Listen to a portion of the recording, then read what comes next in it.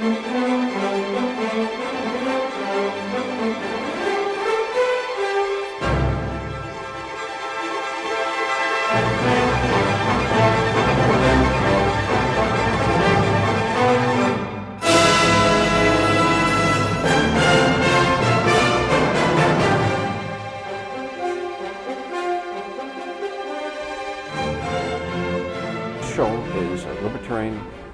Viewpoint, and this show is to help provide you with solutions to problems that are non-governmental in nature. We've all heard the government solutions, but now we'll hear the non-government solutions. And at the basis of all the non-government solutions is the concept of liberty.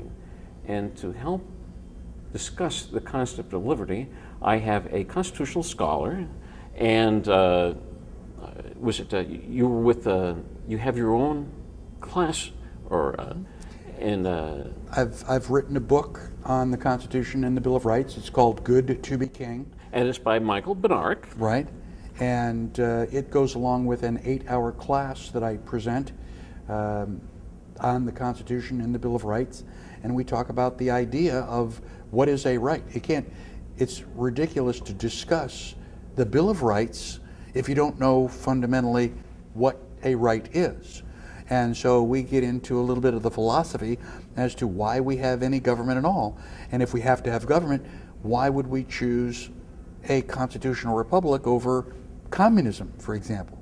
So once you understand the basics, then you can read the Constitution, and it's not ambiguous. The Constitution is very straightforward. And you go, well, this must have been what they meant. And I always found it interesting to find out that Daniel Webster started the dictionary in 1823, 24, just so that the meaning of the words in the Constitution would not be altered or lost, so that we would always know what the Constitution meant. And words have meaning, and you need to know what those words and definitions are. Well, first of all, I'm sorry I didn't welcome you on the show. I wanted to rush into the topic so much that, but yeah, if you could explain to the viewers exactly, I mean, we hear about liberty. We're hearing more politicians now mention the word liberty, and liberty is the very foundation of libertarianism, because libertarians simply believe in liberty. Yes. But most people don't know what really libertarians really believe. So if you could kind of go into that subject through, like you were talking about, rights and responsibilities and that kind of thing. It's actually the very beginning of my Constitution class, and the idea or the concept is the difference between rights and privileges. And chapter 2 of my book is available on my website for free download. You can go to constitutionpreservation.org, and right on the home page you can download that chapter and get a basic understanding of the difference between rights and privileges. A right is defined as a power, privilege, faculty, or demand inherent in one person and incident upon another. Inherent is an identifying characteristic. For example, lead is heavy. You can't take lead and pull all the heavy out. No, it has definite it's physical one of the characteristics of lead. qualities. A certain volume of lead is a certain weight. If it's not heavy, it's not lead. And so your rights are inherent. They're a part of who you are, and nobody gives them to you. No piece of paper gives them to you. We always say, I've got constitutional rights. I don't like that phrase, because it makes it sound as if the Constitution has bestowed these rights on you, and that's not true. The Bill of Rights doesn't give me anything. In fact, the Bill of Rights doesn't even speak to me. The First Amendment says, Congress shall make no law. The Bill of Rights is talking to the government. You are not allowed to violate my freedom of religion. It doesn't say, Michael, you have freedom of religion. So a right is inherent. It's something you can do without asking. No, let me ask you a quick question. Can, say, I have a right, or I claim I have a right, can the right that I'm claiming violate the rights of somebody else? No, it is philosophically impossible.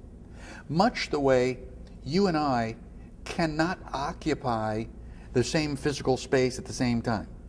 And if there's a phone booth, I mean, one of us can be in the phone booth at a time, and we might be able to wedge two of us in there, nose to nose, but we still don't occupy the same space.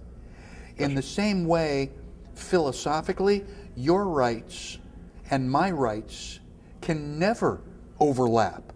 One of us is confused. One of us does not have the right that we think we have. And it's really, really simple. All of our rights derive from property. I can walk back and forth on my land, and I don't have to ask anybody. But if I want to walk and take a shortcut across your land, I need to get your permission. Monday, Tuesday, Wednesday, you can say, sure, Mike, no problem. Thursday, say, hey, walk around. That's what fences are for. You can revoke that privilege. In the Twin Cities, a number of communities have tried to pass a ordinance that would say that before you could sell your property, that the city must inspect it first and then give you permission to sell it, supposedly based upon the results of the inspection. But there isn't anything, of course, in these laws that says that the city will give permission. It just says that the city can. Do you see this as a violation of rights? It's a complete oxymoron. It's like talking about a four-sided triangle or a round square. There are no round squares. If it's round, it's a circle. If it's a square, it's not round. And so private property fundamentally means that you can do whatever you want with it. I mean, without asking permission from That's somebody right. else? It's my land. I can walk back and forth on my land. I don't need your permission. If I go out and I buy a big bundle of wood, could I stack it up and make a little bonfire out of it? Yeah. Could I pound it together into the shape of a house? Yeah. If I go, I really don't like the house and I'm too lazy to pull the nails out, could I set the house on fire and burn down the house? Yeah. They go, well, isn't that arson? No, it's only arson if I get insurance on the house and I go, I accidentally burned down the house trying to get the money. That's fraud. But if I, build a house and burn the house down, it's my house, it's my property. I mean, you may not like it, but I can do whatever I want. Now, rights and responsibilities are opposite sides of the same coin. You cannot have heads without also having tails. You cannot have rights without also having responsibilities. It's impossible to separate them. You have a right to have children? Yeah. You have a responsibility to feed the children? Yeah. You have a responsibility to shelter the children? Yeah. Every right has responsibilities. Do I have a right to burn down the house? Yes. What responsibility do I have? You have a responsibility to make sure that none of the ashes burn down your neighbor's house. If you burn down your house on a windy day and it gets carried away and half the neighborhood gets burned down, your neighbors are going to be a little bit upset with you, and justifiably so, because you were irresponsible. You have a right to get in your car and go to the store? Absolutely. You have a responsibility not to drive over somebody in the crosswalk? Yeah. Now, let me ask you, I have this concept where, for instance, you have the right to say what you want. Mm-hmm. Of course, you can't force anybody to listen. Right. And sometimes, even if what you hear is hurtful or hateful or whatever, sometimes it's good to know who's saying it and why they're saying it. Right.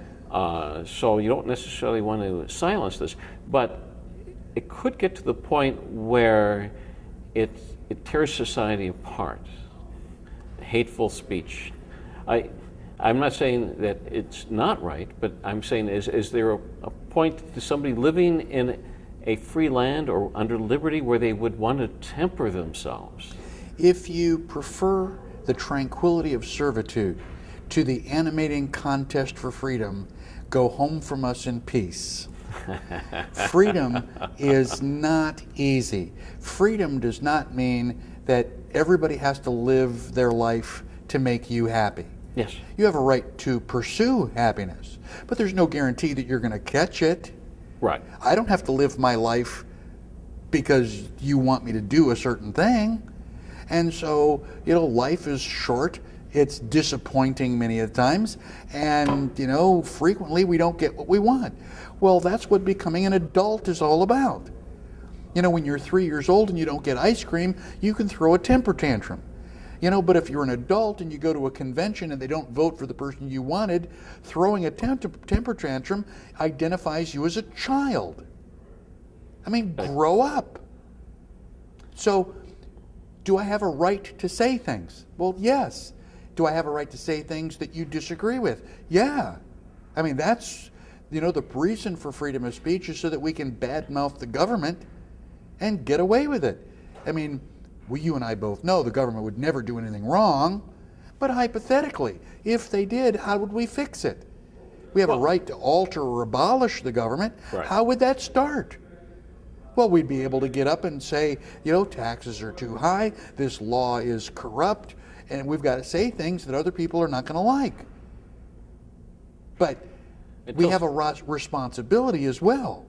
And for me to stand in the back of the room unidentified and make slanderous comments about you, saying that you're an adulterer and you're, child pornography and stuff, I have a right to make the statements, but I don't have the right to make the statements in secret. Well, making those kinds of statements, it simply is trying to destroy somebody's reputation. That's right, especially if I am doing it in secret, because I'm not taking the responsibility for my actions. If you did it openly, then it could be countered. That's right. If I say that, you're a child pornographer, I'm sure that you're not going to be happy about it. But when you start to counter, I go, well, this is my proof, and I've got to show the proof. I have a responsibility for the words that I speak. And of course, in a free society, I could also demand the proof. Yes, as well you should. And if I've got any brains at all, I wouldn't make the statement unless I already had the proof. Otherwise, there could be consequences. Yeah, well, there are consequences for everything that we do. And the reason that the United States is in so much trouble is that we have found governmental ways to protect people from the consequences of their actions. You can be as stupid as you want, and there's no consequence to you. I'm your son, and you've given me money for college. I've got room and board, my tuition, and my buddies are going to Vegas. And so I go to Vegas and I go to the blackjack tables and I lose all of my tuition money on the blackjack table. And I'm going, oh, Dad, I don't have any money for tuition. Like, wait a minute, I gave you money for tuition. It's like, if you continue to get, it's like, well, okay, son, here's some more money. What's to stop me from going back to Vegas, going back to the gambling tables? What are you teaching me? You're teaching me that I don't have to be smart. I don't have to pay the consequences of my actions. Right. I can go and do things that are really stupid, like, gamble away my tuition money, and I know that Dad is always going to bail me out. Well, if the government is always there to bail you out, then you can do really stupid things.